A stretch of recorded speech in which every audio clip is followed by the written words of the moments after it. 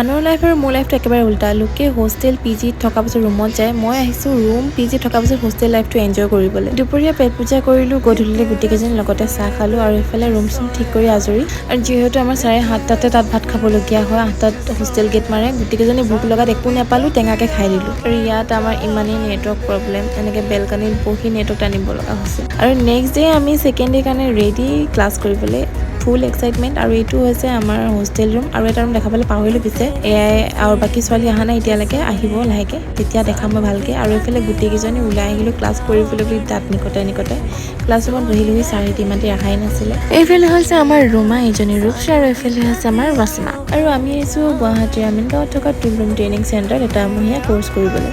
Brake টাইমত গোটেইকেইজনী আহিলোঁ কেণ্টিনত আকৌ ৰুটি খাবলৈ। আৰু আমাৰ কেণ্টিনৰ খানা মানিব লাগিব, একদম টপ নোটছ হয়। খানা হজম হয় মানে আকৌ নেক্সট ক্লাছৰ কাৰণে আমি ৱৰ্কশ্বপলৈ আহিলোঁ। আৰু বাকী মই ভিডিঅ' কৰি আছোঁ আজিলৈ, বাই।